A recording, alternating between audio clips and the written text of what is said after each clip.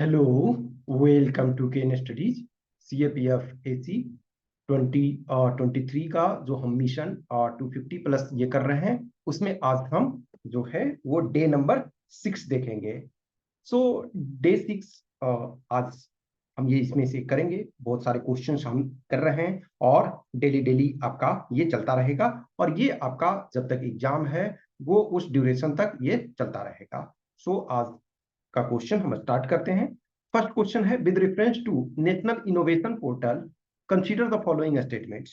तो नेशनल आपका innovation portal है, उसके संबंध में निम्नलिखित कथनों पर विचार करना है। It is developed by national innovation foundation. तो ये आपका नेशनल इनोवेशन फाउंडेशन के द्वारा ये डेवलप किया गया है। यस, नेशनल इनोवेशन फाउंडेशन है जिसकी स्थापना जो है 2000 में किया गया। Okay, so National Innovation Foundation is an autonomous body of Department of Science and Technology, Government of India, या कर सकते हो ministry of science and technology. Okay, so दोनों स्टेटमेंट सही है, तो सी इसका करेक्ट आंसर हो जाएगा। सो इसमें से सी आपका करेक्ट हो गया। क्वेश्चन नंबर 2 है, consider the following statements related to exercise desert flag. Desert flag 8 के संबंध में जो है वो आपके निम्नलिखित कथन पर विचार करना है। फर्स्ट है, it is done between India and Egypt. No, actually ये जो है इसमें डिफरेंट कंट्री पार्टिसिपेट करते हैं। एक्चुअल में ये जो है 8 जो है 2023 में ये आपका यूएई में हुआ, और इसमें से बहुत सारे कंट्री शामिल हैं, जैसे यूएई, ऑब्वियसली यूएस यूएई में हो रहा है। उसके बाद France, Kuwait, Australia, UK, Bahrain, Morocco, Spain, Korea, USA, और इंडिया। आपका कोरिया का मतलब साउथ कोरिया, ठीक है। तो फर्स्ट आपका गलत हो गया। For the first time LCA Tejas participated in international flying exercise outside India. तो जो एलसीए तेजस है वो इंडियन एक्सरसाइजेज में तो पार्टिसिपेट किए इंडिया के अंदर, लेकिन इंडिया के बाहर ये ऐसा टाइम है कि जो आउटसाइड जो एक्सरसाइजेज में ये पार्टिसिपेट कर रहा है। तो इंडिया का 5 एलसीए एलसीए तेजस इसमें शामिल हुआ, और 2 जो है वो आपके ये जो C-17 ग्लोब मास्टर जो है वो उसमें से 2 ये शामिल हुआ, C-17 ग्लोब मास्टर, और ये 5 आपका एलसीए तेजस। तो फर्स्ट गलत है, सेकेंड आपका सही है, तो बी इसका सही आंसर हो जाएगा। नेक्स्ट क्वेश्चन नंबर 3 है, which among the following banks are categorized as domestic systematically important bank. DSIBs जिसको शॉर्ट में कहते हैं। तो डोमेस्टिकली सिस्टमेटिकली इंपॉर्टेंट बैंक का मतलब है कि too big to fail. Too big to fail इसका मतलब है कि जो ये इतने बड़े एक तरह से हैं कि ये फेल होंगे तो सिस्टम हमारा कोलैप्स कर जाएगा। तो इसमें कौन है? एज पर आरबीआई रिपोर्ट जो तो 23 का देखोगे, तो 23 में जो रिपोर्ट है उसके अनुसार एसबीआई है, एचडीएफसी है और आईसीआईसीआई है। तो 1 to 4 है, तो सी इसका करेक्ट आंसर हो जाएगा। Question number 4, national startup advisory council is chaired by. तो नेशनल स्टार्टअप काउंसिल जो एडवाइजरी काउंसिल है उसका चेयरमैन कौन होते हैं? Union commerce minister. और कॉमर्स मिनिस्टर भी कौन है?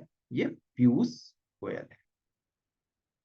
पीयूष गोयल भी है, तो ए इसका करेक्ट आंसर है। Next question number 5, the proposed Ratle hydroelectric project on which work started in 2022 will be located on which of the following rivers. तो ये रैटले ये है हाइड्रो इलेक्ट्रिक प्रोजेक्ट, तो उस पर कार्य 2022 में स्टार्ट हो चुका है। तो ये किस नदी पे है? तो ये आपके चेनाब पे है, और इसका run on the river project है, और 850 मेगावाट क्षमता का होगा। तो रन ऑन द रिवर का मतलब है एक तरह से आप रिवर वाटर का जो एज ए प्रॉपर आप ये उसको एक तरह से दूसरे चीजों में और डाइवर्सिफाई नहीं कर, ये मतलब डाइवर्ट नहीं कर रहे हो, आप सिर्फ और सिर्फ इलेक्ट्रिसिटी जनरेट कर रहे हो। Next question number 6। Question number 6 में कह रहा, consider the following statements about World Economic Forum. World Economic Forum का एवरी ईयर डावोस में मीटिंग होता है। It was establish in 1945। No, 1945 में आपका वर्ल्ड बैंक वाला ऑर्गेनाइजेशन और आईएमएफ एस्टेब्लिश होता है। एक्चुअली में जो 1944 है, लेकिन ऑफिशियल जो प्रॉपर 1945 से वर्क करना स्टार्ट किया। तो ये आपका 1969 में एस्टेब्लिश हुआ। सो आपका वर्ल्ड इकोनॉमिक फोरम है, सॉरी सॉरी 1971, हम सॉरी 1971 में ये स्टार्ट किया वर्क और एस्टेब्लिशमेंट हुआ, और it is an international NGO, yes, non governmental organisation है। तो ओनली बी सही है। Next question number 7, consider the following statements. India is the largest producer of silk in the world. ये India नहीं है, चाइना है। China is the largest producer of silk in the world, तो first गलत हो गया। Second, India is the only country in the world which produces all the 4 major varieties of silk, that is mulberry, eri, tasar, muga. ये चारों type के जो produce करता है। आपका ये काम होगा कि इन चारों को इंक्रीजिंग और डिक्रीजिंग, या जो भी ऑर्डर में आप, या आइदर इंक्रीजिंग कर लो तो आपको डिक्रीजिंग हो जाएगा खुद से, तो इनके ऑर्डर देख लेना, क्योंकि ये भी इंपॉर्टेंट है आपका। तो बी इसका करेक्ट आंसर है। Question number 8, consider the following statements with reference to Red Fort. Red Fort देखोगे अभी दिल्ली में बाढ़ आया हुआ है, तो एक बहुत अच्छा ये था ना कि दिल्ली में सब बाढ़ आया हुआ है, तो ऑब्वियसली ये इस कारण से नहीं, मतलब ऐसे भी मुगल डायनेस्टी हमेशा चर्चा में रहता है कुछ ना कुछ कारण से, कि इसको ये हटाना है सिलेबस से, ये सारी चीजें, तो इसके संबंध में भी आपको जाना चाहिए। Emperor Shahjahan commission construction of Red Fort on 12th May 1638 when he decided to shift his capital from Agra to Delhi. Yes, ये सही है। Its design is credited to architect Ustad Ahmad Lahori. Yes, ये भी सही है। सो ये दोनों स्टेटमेंट सही है, तो सी इसका करेक्ट आंसर हो जाएगा।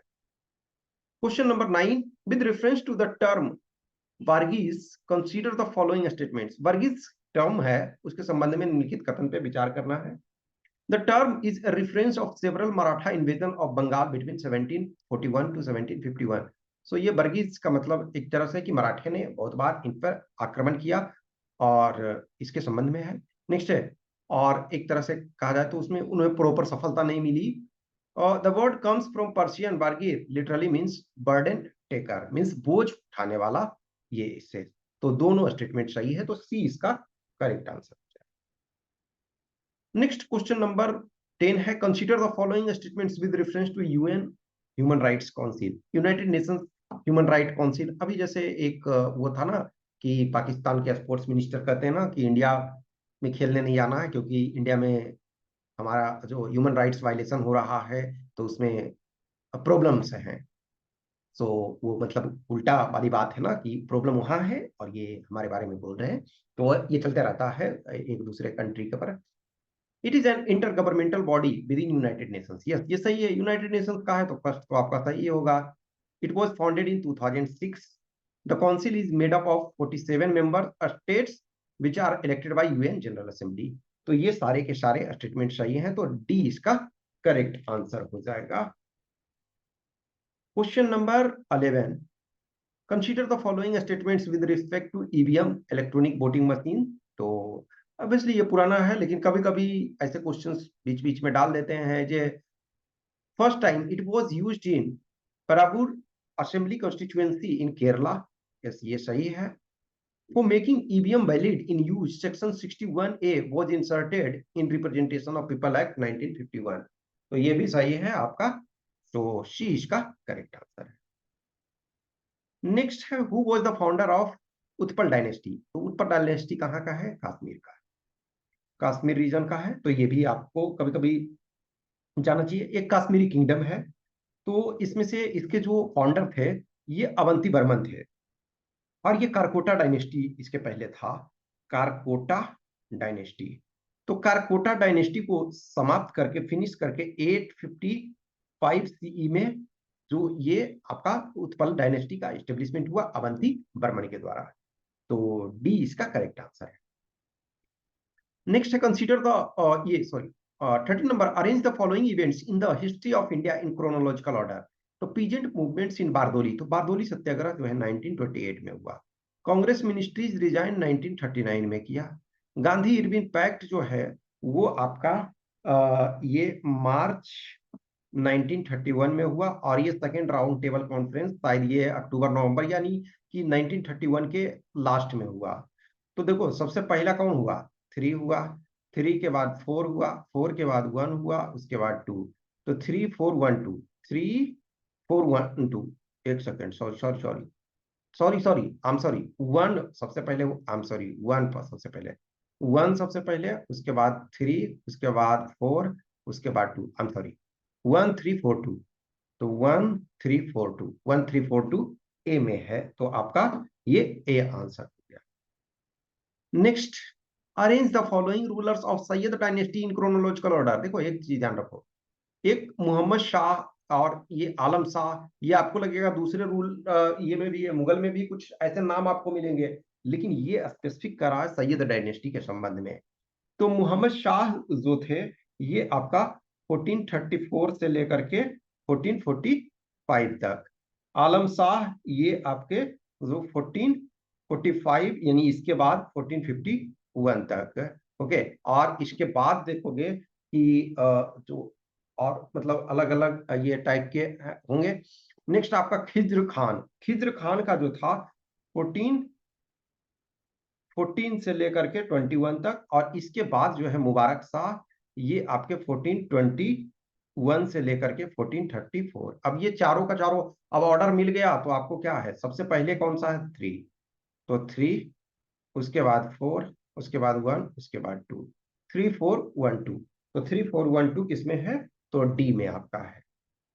क्वेश्चन नंबर 15, क्वेश्चन नंबर 15 में ये कह रहा है कि with reference to subsidiary alliance, subsidiary alliance के संबंध में कह रहा है which of the following statements is are correct. Lord Wellesley introduced the subsidiary alliance system. Subsidiary alliance का मतलब ये था कि एक जो ब्रिटिशर्स हैं और जो प्रिंसली स्टेट्स हैं उनका अलायंस होगा, जिसमें जो ये यहाँ एक कंटिजेंट आर्मी ब्रिटिश कंटिजेंट रहेगी, और वो जो ब्रिटिश कंटिजेंट है वो एक तरह से नेम के लिए तो कि आपके इंटरनल सिक्योरिटी के लिए रखे हैं, लेकिन वो देखा जाए तो इंटरफेरेंस के लिए रखा गया था।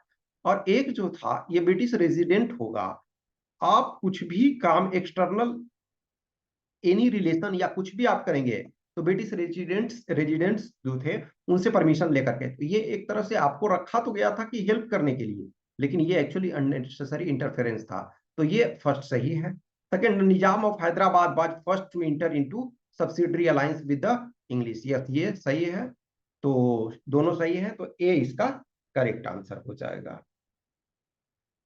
Next question number 16, with reference to Jainism, which of the following statements is are correct? Jainism के संबंध में कौन से संबंध कौन से जो स्टेटमेंट है सही है? The most important idea in Jainism is that every element is a combination of material and spiritual factor. ये जो कहते हैं ना कि इवन निर्जीव कुछ भी आपको जैसे लगता है उसमें भी एक तरह से सोल है, यूनिवर्सल सोल है, तो वो एवरी एलिमेंट जो है मटेरियल है और स्पिरिचुअल फैक्टर, यानी कि जो कुछ भी तत्व है तो भौतिक भी है, आध्यात्मिक तत्व, यानी कि निर्जीव भी जिसको समझते हैं उसमें भी कुछ आध्यात्मिक तत्व है। तो फर्स्ट जो इसके तीर्थंकर थे ऋषभदेव थे, और जो 23 में थे वो पार्श्वनाथ थे, और जो 24 में थे वो महावीर थे। तो दोनों स्टेटमेंट सही है, तो सी इसका करेक्ट आंसर हो जाएगा। नेक्स्ट क्वेश्चन नंबर 17 करा, a container is first filled with water and then the entire water is replaced by mercury. Mercury has density of 13.6 into 10 to the power 3 kilogram per meter cube. If X is the weight of water, Y is the weight of mercury, then तो देखो Y जो है 13.6 गुने ज्यादा X से होगा, क्योंकि water का क्या होगा 10 टू द पावर ये 3 kg पर मीटर क्यूब होता है, और इसका 13.6 इंटू 10 टू द पावर 3 है, तो इसका मतलब Y इक्वल टू क्या होगा 13.6 इंटू एक्स, तो ये आपका by equal to 13.6 into x. तो ये बहुत आसान था, बस समझना था। Question number 18, which one of the main causes of air pollution in cities is emissions from vehicles like car and trucks. Cars emit various pollutants which are bad for human health when inhaled. Like जो कह रहा है कि cars emit various pollutants which are bad for human health, ये यदि आप उसको अंदर लेते हो सांस के द्वारा तो कौन सी दिक्कत है, तो नाइट्रोजन ऑक्साइड यस ये प्रॉब्लम है, कार्बन मोनोऑक्साइड यस प्रॉब्लम है, कार्बन डाइऑक्साइड नॉर्मली ये प्रॉब्लम उस ढंग से नहीं है, क्योंकि आप कार्बन डाइऑक्साइड लेते हैं तो जो भी एयर है उसमें आप कार्बन डाइऑक्साइड आपका जा रहा, तो नॉर्मल में ये कार्बन डाइऑक्साइड नॉर्मल में ये प्रॉब्लम नहीं क्रिएट करता है। और बेंजीन, बेंजीन भी, तो 1 2 4, तो डी इसका करेक्ट आंसर है। नेक्स्ट है शॉप ऑफ सोडियम और पोटेशियम सॉल्ट। साबुन जो कह रहा है सॉप जो है इस सोडियम और पोटेशियम सॉल्ट ऑफ, तो किसका, अस्टियरिक एसिड का, ओलेइक एसिड का और पाल्मिटिक एसिड का, पाल्मिटिक एसिड का, तो ये सबका है, तो डी इसका करेक्ट आंसर हो जाएगा। Next question number 20, which of the following statements about देखो अपना देश स्कीम इज आर करेक्ट। तो ये पुराना थोड़ा स्कीम है, लेकिन कभी कभी ना पुराना भी पूछ देता है, तो हमें जानना चाहिए। कह रहा कि the scheme aims to push people specially the middle class citizen to travel broadly in India rather than flying abroad. तो जो विदेश जाने की तुलना में अपने ही देश में घूमिए, टहलिए, ताकि जो है देश में टूरिज्म बढ़ेगा। उससे हमारा, जैसे कहीं भी आप जाते हो, मान के चलो इंडिया में, इंडिया में ही जाते हो, तो उससे आपका रेवेन्यू बढ़ेगा। जैसे फॉर एग्जाम्पल कुछ हमारे फ्रेंड्स हैं तो बोलते नहीं, इंडिया थोड़ा कॉस्टली उस अनुसार पड़ता है, उतने जितने पैसे लगा रहा हूँ, तो चलो कुछ ऐसे डेस्टिनेशन है थोड़ा सा एक्स्ट्रा लगा करके। तो कहीं ना कहीं आप फॉरेन एक्सचेंज दूसरे को अपना दे रहे हो ना, लेकिन इंडिया में जाओगे तो इंडिया में लोगों को एम्प्लॉयमेंट मिलेगा। The scheme will provide financial assistance to those travelling to less frequented और फार ऑफ डेस्टिनेशन। तो ये कुछ स्पेसिफिक केसेस के लिए है, तो सी इसका correct answer. Next question number 21, 5 next math quant के क्वेश्चन हैं। तो इसमें से पहला क्वेश्चन है कि half railway ticket of any class cost half the full fair. तो फुल फेयर यदि एक्स लग रहा है तो हाफ x/2 लग रहा है, लेकिन कह रहा but reservation charges is same for half ticket as well as full ticket. तो one reserve first class ticket for a journey between two station is 362। यानी कि 362 में क्या है छिपा हुआ, एक तो टिकट का कॉस्ट और दूसरा रिजर्वेशन, तो यानी एक्स प्लस रिजर्वेशन, ठीक है, और फुल प्लस हाफ, तो एक फुल और one full plus one half, इसका कीमत क्या है, 554 है। अब देखो, इसका मतलब है कि दोनों में माइनस कर दो, तो 552 और डिवाइडेड, ये सॉरी माइनस 362 करोगे तो 362 सॉरी 554, तो ये तो 2 हो गया, ये 9 हो गया, 192 का डिफरेंस हो गया। अब देखो एक आधार पे देखो, तो ये एक्स्ट्रा ये हाफ वाला का टिकट है, ये देखा जाए तो ये फुल वाला में है, और सॉरी ये 1.5 है, और ये आपका फुल है, तो इसका मतलब ये हाफ का होना चाहिए। लेकिन हाफ में अब देखो, अब इसको 3 टाइम्स करो, तो 3 हाफ यदि आप लेते, तो 3 हाफ लेते तो 192 को 3 से मल्टीप्लाई करोगे तो 576 हो जाता है। और इसमें एक्चुअल देखा जाए तो अब ये 3 हाफ ले रहे हो, इसका मतलब क्या है कि ये डिफरेंस 3 ले रहे हो, तो इसमें 552 से ये ज्यादा हो रहा है इतना, तो अब इसमें माइनस कर दो 554, तो ये 22, इसका मतलब है 22 रुपी ये रिजर्वेशन चार्जेस है, तो इसका बी हो गया। नेक्स्ट है, a man standing on the platform observes a train going in one direction takes 4 second. यानी कि एक आदमी है, वो देखता है कि इस डायरेक्शन में कोई ट्रेन जा रहा है, तो 4 सेकेंड लगता है उसको पास होने में। दूसरे डायरेक्शन ट्रेन जो है अदर डायरेक्शन में जा रहा है, तो उसको पार करने में ये ट्रेन इस आदमी को 5 सेकेंड लगता है। तो time taken by the two train to cross each other. अब ये देखो कह रहा है ना कि ऑब्जर्व से train going on one another train of same length, दोनों ट्रेन का सेम लेंथ है, तो डिस्टेंस कितना कवर करता है, 2x कवर करता है। तो 2x इसका मतलब क्या है, अब 2x आप ये जानते हो दूरी बराबर क्या होता है, चाल गुने समय। तो हमको समय तो निकालना है, तो डिस्टेंस क्या हो गया 2x। तो 2x बराबर क्या हम लिख सकते हैं, ये, तो x एक एक में आपका जो है देखो x प्लस x चलेगा, तो x और बाई ये क्या है इसमें 4, ठीक है ना, तो x/4, इसको 4 सेकेंड लगता है, ठीक है ना, और ये प्लस क्या है एक तरह से, ये x/आपका 5। अब इनको यदि ये करोगे तो क्या हो जाएगा आपका 2x, और या इसको ऐसे कर दो, तो ये आपका इंटू टी कर दो यहाँ, तो ये 2x, तो x ये नीचे 20 एलसीएम, तो ये 5x plus 9x into T, तो 2x इक्वल टू 9x/20, तो x से x काट दो, तो t बराबर क्या हो जाएगा 20 into t equal to 20 into 2/9, तो 40/9 सेकेंड, तो 40/9 सेकेंड, तो बी इसका करेक्ट आंसर हो गया।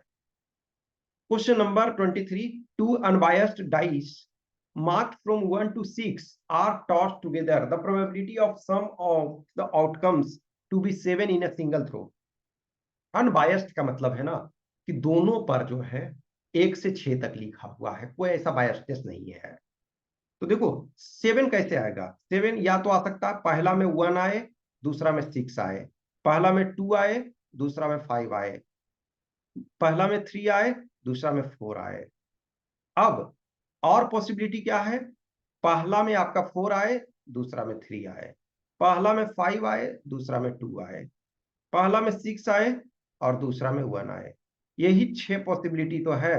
तो 6 और टोटल 6 गुने 6 करोगे तो 6 6 36, तो 6/36 तो 1/6, तो ये ए हो जाएगा करेक्ट आंसर।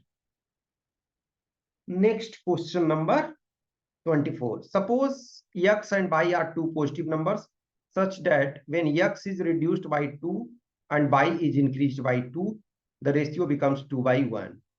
तो ये देखो x एक है, x में -2 करो और y में +2 करो, y +2, तो ये क्या रेशियो आ जाता है 2/1। तो इसको सोल्व करो तो x - 2 = 2y +4, तो x - 2y = ये 4 है, ठीक है, इसे लिख दो, तो =6, ये 1 इक्वेशन हो गया। नेक्स्ट में कह रहा x इज इंक्रीज्ड बाई 2, तो x +2, और y को डिक्रीज किया गया, रिड्यूस बाई 2, तो ये रेशियो क्या होता है 3/1। इसको फिर सोल्व करो, x +2 = 3/-6 हो गया। अब x - 3y = ये -8 हो गया, तो ये 2 इक्वेशन। अब देखो दोनों को ऐड कर दो एक तरह से, तो ये या माइनस सॉरी कर दो, ठीक है, इधर माइनस करो या प्लस जो भी है, तो माइनस हम कर देते हैं। फॉर एग्जांपल पहला इक्वेशन क्या है, x - 2y = 6 है, x - 3y = क्या है आपका -8 है। अब इसमें माइनस करते हैं तो माइनस में यहाँ प्लस हो जाता है, यहाँ प्लस हो जाता है, तो ये कट गया, तो ये प्लस है तो यानी कि 3y, तो ये बाई हो गया, और ये प्लस हो गया तो y = 14 हो गया। अब y को 14 इसमें रख दो, तो x - 2 × y तो 28 = 6, x = 6 + 28 तो 34, तो x 34 हो गया, y 14 हो गया, तो दोनों का डिफरेंस क्या हो गया x - y, तो ये 20 हो गया, तो ये 20 ए इसका करेक्ट आंसर है। लास्ट क्वेश्चन इसमें से, in 2002 Meenu's age was 1/3 of the age of Meera. तो मीरा का कोई एज था यक्स, और इसका जो यानी मीनू का क्या है x/3 है। अब देखो जो ये आपका ये 2010 और इसमें क्या डिफरेंस हुआ, 8 का डिफरेंस हुआ, तो x + 8 इसमें से कर देते हैं, तो इसमें भी तो x/3, ये प्लस एक तरह से ये आपका x + 8, और ये इसमें से 8 ऐड करो, तो एक आधार पे यदि देखो तो ई वाला जो पार्ट है इसमें से, यानी कि ये अब आधा हो गया है, इस पहले ये 1/3 था, अब ये आधा हो गया। इसका मतलब है कि इसमें से ये 8 को करोगे तो आधा यदि ये में हुआ, मान के चलो कि x/2 था, अब इधर जो क्या हो गया, सॉरी x/3 था, अब ये 2 हो गया। अब मान के चलो इसको ये करो, सपोज करोगे तो 6 होगा, 3 - 2 यानी 1/6, तो 8 एक तरह से देखा जाए तो ये आपका, सॉरी सॉरी, हाँ, ये 1/6 का ये डिफरेंस हुआ। तो मीनू का age was half of what is the Meenu's date of year of birth. तो इसका मतलब है कि अब इसका तो 1/6, तो इसका मतलब 48 ईयर्स किसका हो जाएगा 2010 में, तो 48 ईयर्स हो जाएगा इसका मीरा का। तो इसका एज कितना होना चाहिए 24 होना चाहिए, मीनू का हाफ होगा, तो हाफ कितना होगा, तो 2010 में 24 माइनस करो, तो ये सॉरी सॉरी, एक सेकेंड, आई एम सॉरी, हाँ, एक सेकेंड, ये जो कह रहा है कि 8 इसमें से, तो हाँ सॉरी 16 इसका होना चाहिए, सॉरी आई एम सॉरी, इसका 16 होना चाहिए, तो 16 इसमें से इसका 16 होना चाहिए, और फिर 2000 ये 10 में इसका 16 सॉरी होना चाहिए, ठीक है, तो ये आपका जो है 1994 हो जाएगा। ओके, सो हाफ और प्लस हाफ, ओके। तो इसका बी हो जाएगा। नेक्स्ट आपका जो है write essay on the given topics in approx 300 words each. तो ये कह रहा है कि cyber crime is the biggest challenge in law and order in this era. कह रहा है कि साइबर क्राइम हमारे जो टाइम में जो एक लॉ और ऑर्डर का ये सबसे बड़ा हमारे पास चैलेंज है। तो ये आपका जो है ये इस पर लिखना है इसे। और दूसरा है position of women in society says much about the nature and progress of that society। तो कह रहा है कि progress of women in society says much about, यदि महिलाओं का प्रोग्रेस हो रहा है तो इसका मतलब है कि जो हमारी सोसाइटी है वो सही से ये प्रोग्रेस कर रही है।